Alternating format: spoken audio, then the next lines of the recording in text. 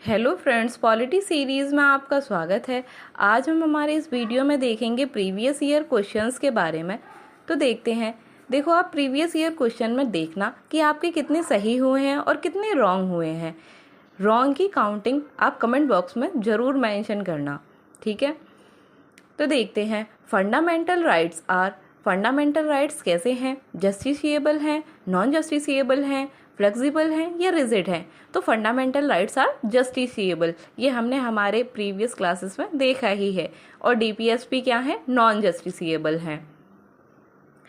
Which of the following is given the power to enforce the fundamental rights by the Constitution? संविधान के द्वारा मौलिक अधिकारों को एनफोर्स करने की शक्ति किसको दी गई है? ऑल कोर्ट्स इन इंडिया को, पार्लियामेंट को, प्रेसिडेंट को और सुप्रीम कोर्ट और हाई कोर्ट को। तो आर्टिकल 32 में मेंशन है कि सुप्रीम कोर्ट को ये पावर दी गई है कि वो फंडामेंटल राइट्स को एनफोर्स करे, ठीक है। अगर किसी पर्सन या व्यक्ति का फंडामेंटल राइट का हनन हुआ है तो वो डायरेक्टली सुप्रीम कोर्ट जा सकता है अंडर आर्टिकल 32। सुप्रीम कोर्ट उस केस में रिट जारी करेगी टू एनफोर्स फंडामेंटल राइट्स, ठीक है। और आर्टिकल 2 to 6 से हमें हाई कोर्ट को भी ये पावर दी गई है। फंडामेंटल राइट्स के बारे में देखते हैं। कैन नॉट बी सस्पेंडेड, क्या ऐसा है ये सस्पेंड नहीं हो सकते हैं? जी नहीं। Can be suspended by order of prime minister, prime minister के ऑर्डर से सस्पेंड हो सकते हैं। प्रेसिडेंट की विल से सस्पेंड हो सकते हैं। और डी वाला क्या है? Can be suspended during emergency, emergency के दौरान सस्पेंडेड हो सकते हैं। तो कौन सा ऑप्शन इसमें सही है? बिल्कुल सही है डी, ठीक है। इमरजेंसी के दौरान फंडामेंटल राइट्स सस्पेंड हो सकते हैं। अब the rights are called fundamental rights because, जो ये राइट्स हैं फंडामेंटल राइट्स क्यों कहे जाते हैं? बिकॉज ये रिटन है कॉन्स्टिट्यूशन में, ठीक है, संविधान में लिखित है। पहला तो यही है। तो पहला ऑप्शन किस किस में मेंशन है? ए में, सी में और बी में, ठीक है। इट इज डेमोक्रेटिक, क्या ये डेमोक्रेटिक है? जी नहीं, ठीक है, डेमोक्रेटिक नहीं है।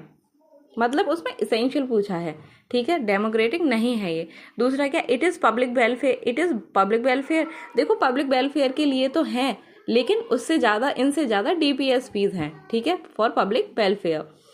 It is essential for personality development, ठीक है, पर्सनैलिटी डेवलपमेंट हो सकती है। आर्टिकल 19 से हम फ्रीली स्पीच दे सकते हैं, ठीक है। Parliament can't make law against it, बिल्कुल सही बात है, इनके अगेंस्ट पार्लियामेंट लॉ नहीं बना सकती है, ठीक है। बेसिक हमारा जो स्ट्रक्चर है वो नहीं जाना चाहिए। तो इसके अकॉर्डिंग ऑप्शन सी सही है, ठीक है। ये छत्तीसगढ़ पीसीएस में आया हुआ क्वेश्चन है। What is meant by rule of law? Rule of law के अकॉर्डिंग मतलब रूल ऑफ लॉ क्या है, ठीक है, क्या समझते हैं हम इससे? तो रूल ऑफ लॉ क्या है? One act for all, one law for all, ठीक है। कानून के आगे सब बराबर हैं, वही चीज है। तो one act for all and one judiciary for all, ठीक है। तो ये ऑप्शन ए ठीक है। Which of the following are regarded as the main feature of rule of law? देखो, रूल ऑफ लॉ के मेन फीचर क्या क्या हो सकते हैं? Limitation of power. तो रूल ऑफ लॉ के मेन फीचर्स क्या हैं? पहला है लिमिटेशन ऑफ पार्ट, दूसरा है इक्वलिटी बिफोर लॉ और थर्ड है लिबर्टी एंड सिविल राइट्स, ठीक है। ये इसके अकॉर्डिंग सी ऑप्शन हमारा करेक्ट हो गया। देखो, ये आईएएस प्री में आया हुआ क्वेश्चन है, प्रीलिम्स में आया हुआ question. Under which article of the constitution of India fundamental rights have been provided to citizen? कौन से आर्टिकल के अकॉर्डिंग, ठीक है, फंडामेंटल्स सिटीजन्स को दिए गए हैं, ठीक है। तो 12 से 35 तक दिए गए हैं। 12 to 35 आर्टिकल्स में फंडामेंटल राइट का क्लॉज मेंशन है, ठीक है, आर्टिकल्स मेंशन है। तो यही ऑप्शन बी करेक्ट हो गया। विच of the following articles of the Indian constitution put an absolute limitation on the legislative power? किस पर, कौन सा एब्सोल्यूट लिमिटेशन प्रोवाइड करता है लेजिस्लेटिव? उसका कोई भी वो नहीं है, ठीक है। ए, ठीक है, article 14। Which? Article 14। in which article of the Indian Constitution doctrine of due process of law included। देखो due process of law और procedure established by law two things हैं। कौन से आर्टिकल से रिलेट करती हैं? तो आर्टिकल 21 से रिलेट करती हैं। ठीक है, आर्टिकल 21 कौन सा है आप कमेंट बॉक्स में बताना। Right to equality is given by, right to equality कौन से आर्टिकल में है? तो राइट टू इक्वलिटी का क्लॉज 14 से लेकर 18 तक है। तो 14, 15, 16 तीनों हो गए, 2, 3, 4 है ना। तो 2, 3, 4 कौन से में? सी में। ठीक है, तो ऑप्शन सी हमारा करेक्ट हो गया। Article 24 of the constitution of India prohibits the employment of child in factories related to hazardous work such as. देखो चिल्ड्रन के बारे में पूछा है, तो चिल्ड्रन के बारे में पूछा है, ऐसे कंप्लीट प्रोहिबिट करती है employment of children in factories. तो ऐसे प्रोहिबिशन को क्या बोलते हैं? ठीक है, तो इसको बोलते हैं एब्सोल्यूट प्रोहिबिशन। ठीक है, एब्सोल्यूट प्रोहिबिशन कि 14 एज से नीचे कोई भी बच्चा हजार्डस फैक्ट्रीज में वर्क नहीं कर सकता है। तो ये एब्सोल्यूट प्रोहिबिशन होता है। Under which article schedule caste और schedule tribe have been granted fundamental socio economic political and cultural right. ठीक है, कौन से आर्टिकल के अकॉर्डिंग शेड्यूल कास्ट और शेड्यूल ट्राइब को फंडामेंटल सोशल इकोनॉमिक पॉलिटिकल और कल्चरल राइट्स प्रोवाइड किए गए हैं? तो आर्टिकल 17 के अकॉर्डिंग प्रोवाइड किए गए हैं। Freedom of newspaper in India कौन से आर्टिकल से प्रोवाइड होता है? तो आर्टिकल 19 है। ठीक है, specially provided by article 19(1)(a). Which article of the Constitution of Indian Republic related to protection of life and personal liberty? देखो मैंने बोला था ना आर्टिकल 21 कौन सा है, तो वो यही है, protection of life and personal liberty. तो बी ऑप्शन हमारा करेक्ट हो गया। Which of the following are envisaged by the right against exploitation in the Constitution of India? ठीक है, तो राइट अगेंस्ट एक्सप्लॉइटेशन में कौन कौन से आर्टिकल आते हैं?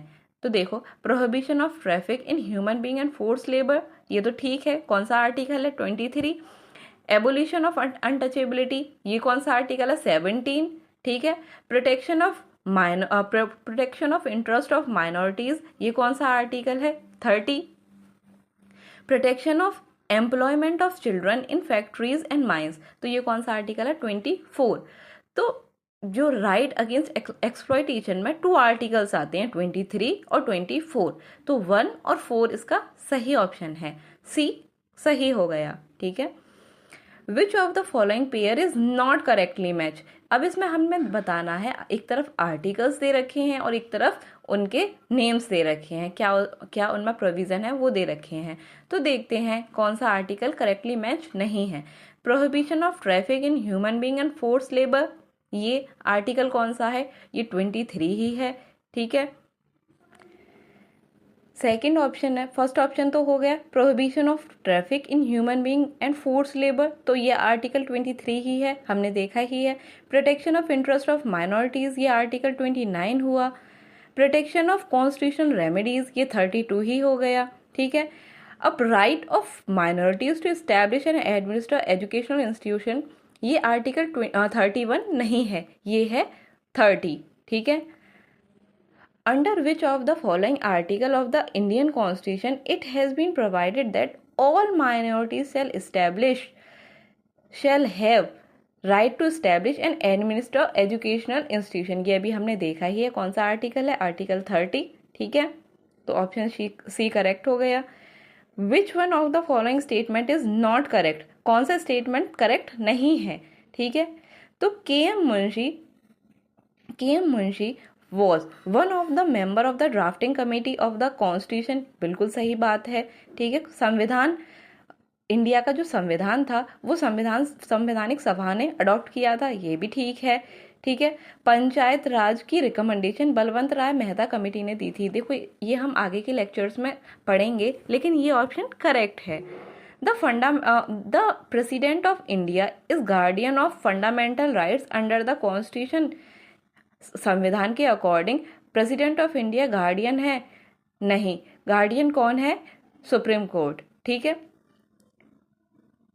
नेक्स्ट क्वेश्चन देखते हैं। B R Ambedkar as the heart and soul of the constitution, क्या बी आर अम्बेडकर के अकॉर्डिंग कौन सा प्रोविजन हार्ट एंड सोल है? ठीक है, तो कॉन्स्टिट्यूशनल रेमेडीज वाला जो आर्टिकल है, क्लॉज है 32, राइट टू कॉन्स्टिट्यूशनल रेमेडीज, वही बी आर अम्बेडकर साहब जो थे उनके अकॉर्डिंग संविधान की अंतरात्मा था। ठीक है, heart and soul of the constitution. If you like my video please share and subscribe my channel, और मेंशन करना मत भूलना कि कितने रॉन्ग हैं आपके। ठीक है, थैंक यू।